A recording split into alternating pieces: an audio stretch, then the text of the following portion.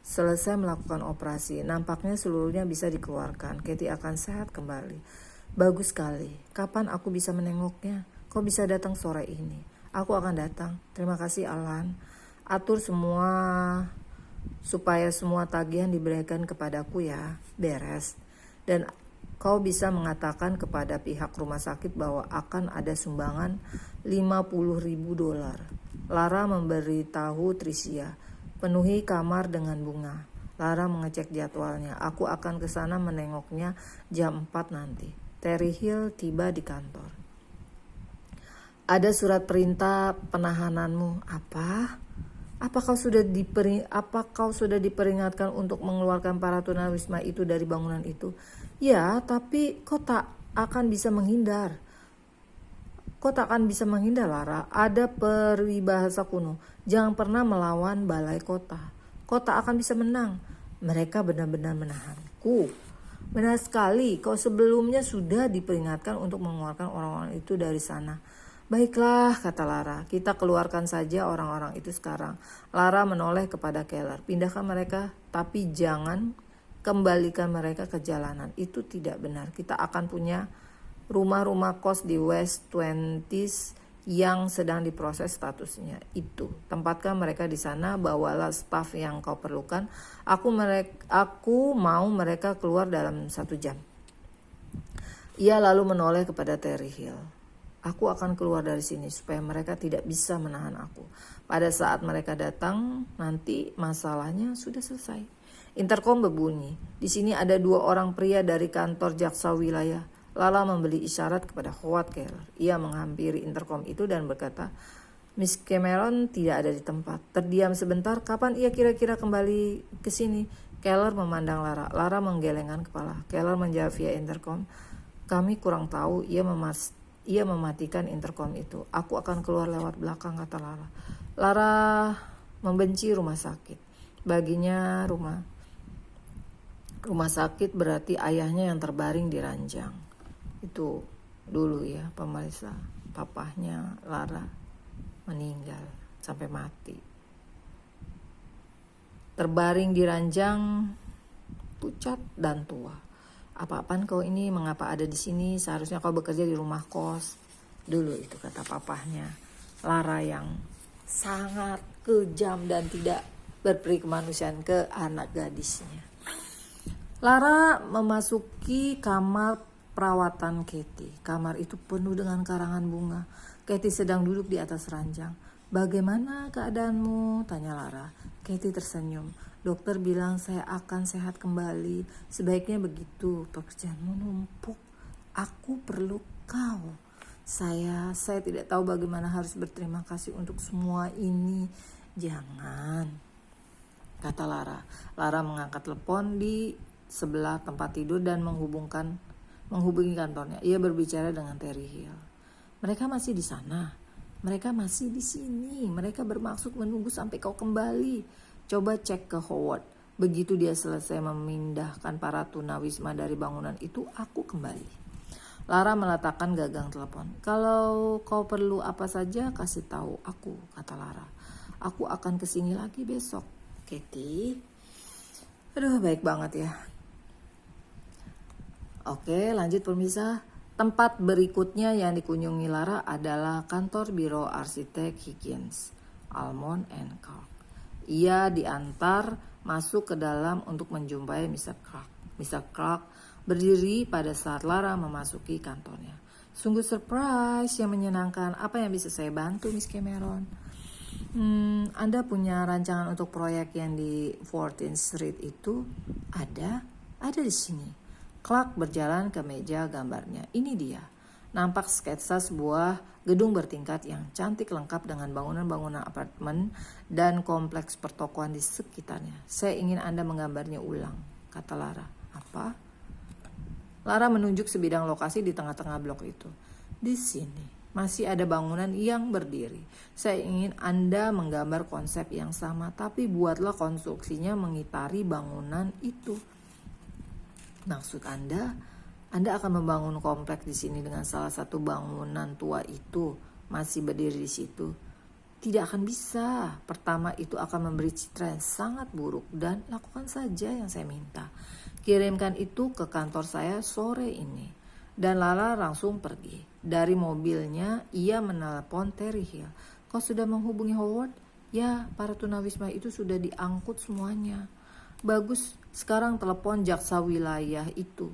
Bilang padanya bahwa aku telah menyuruh para tunawisma itu pergi 2 hari yang lalu. Tapi ada kesulitan komunikasi. Begitu aku tahu mereka belum pergi hari ini, aku langsung mengatur supaya mereka pergi. Aku dalam perjalanan menuju ke kantor sekarang. Coba kita lihat apakah ia masih tetap akan menahan aku.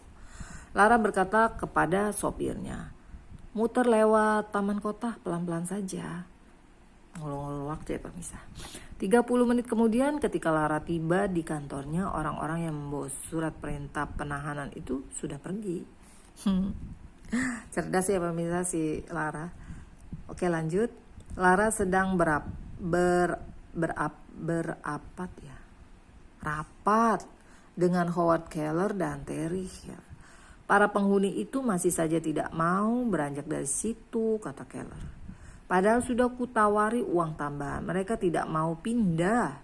Kita cuma punya waktu 5 hari lagi sebelum tahap pembersihan dengan bulldozer dimulai. Lara berkata, aku tadi minta Mr. Clark menggambar blueprint yang baru untuk proyek kita. Sudah kulihat, kata Keller. Tidak masuk akal, Lara. Kita tidak akan bisa membiarkan bangunan tua itu tetap berdiri di tengah-tengah komplek bangunan raksasa yang modern. Sebaiknya kita menghubungi pihak bank dan minta mereka mengundur tanggal dimulainya pembangunan. Jangan, kata Lara. Aku malahan akan memajukan tanggalnya. Apa? Hubungi kontraktor, bilang padanya kita mulai membersihkan dengan bulldozer besok pagi. Besok pagi? Lara, pagi-pagi sekali. Dan bawa blueprint itu dan berikan pada mandor dari pekerja konstruksi itu. Apa manfaatnya melakukan itu? Tanya Keller. Kita lihat saja nanti, kata si Lara.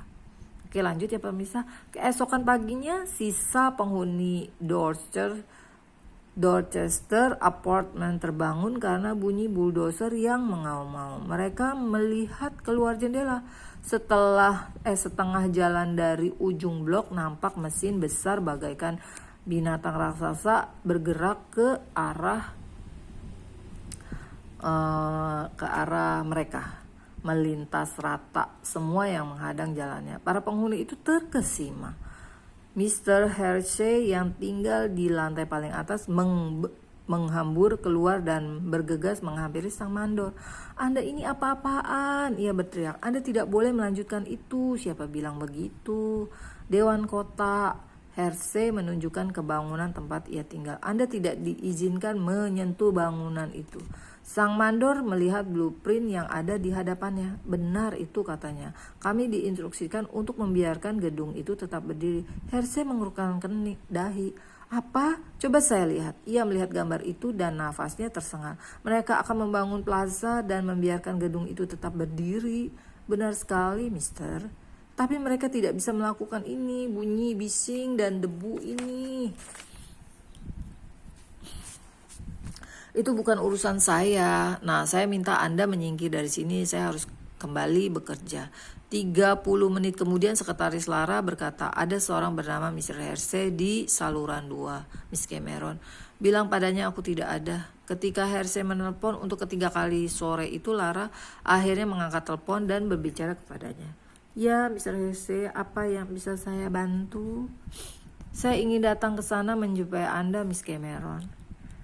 Saya kira saya agak sibuk. Apapun yang ingin Anda katakan bisa Anda sampaikan lewat telepon saja. Well, Anda akan senang mendengar bahwa saya telah berbicara dengan penghuni yang lain dan kami setuju bahwa sebaiknya kami menerima tawaran Anda dan mengosongkan apartemen kami. Tawaran itu sudah tidak berlaku, Mr. Hershey. Anda bisa tetap tinggal di tempat Anda sekarang. Kalau Anda membangun di sekeliling kami tak akan pernah bisa tidur. Siapa bilang kami akan membangun di sekeliling tempat Anda? Lara menuntut. Di mana Anda mendapatkan informasi itu? Mandor di lokasi proyek tadi menunjukkan blueprintnya dan dia akan dipecat. Terdengar suara Lara penuh kemarahan. Itu adalah informasi yang tidak boleh dibocorkan. Tunggu dulu, mari kita bicarakan baik-baik ya. Akan lebih baik bagi proyek Anda kalau kami keluar dari sini, dan saya kira akan lebih baik bagi kami kalau kami pindah. Saya tidak ingin tinggal di tengah gedung-gedung bertingkat. Lara berkata, tak jadi masalah bagi saya apakah Anda akan tinggal atau pindah, Mr. Hersey. Lalu nada suaranya melunak. Begini saja, kalau gedung itu dikosongkan bulan depan, saya bersedia kembali ke tawaran kami yang pertama. Hersey menyatakan akan berpikir sebentar. Akhirnya ia dengan enggan berkata, oke, saya akan bicara dengan mereka, tapi saya yakin mereka akan setuju. Saya sungguh menghargai ini, Miss Cameron. Lara berkata, saya juga senang, Mr. Hersey. Bulan berikutnya proyek baru itu dimulai dikerjakan dengan serius. Oke, pemirsa, sampai di situ dulu. Bagaimana kelanjutannya? Apakah itu keenam orang yang tinggal di apartemen itu akan setuju atau enggak? Kita akan ketahui ya pemirsa di episode 16B selanjutnya. Oke, bye-bye pemirsa. Semoga terhibur ya tadi. Makasih.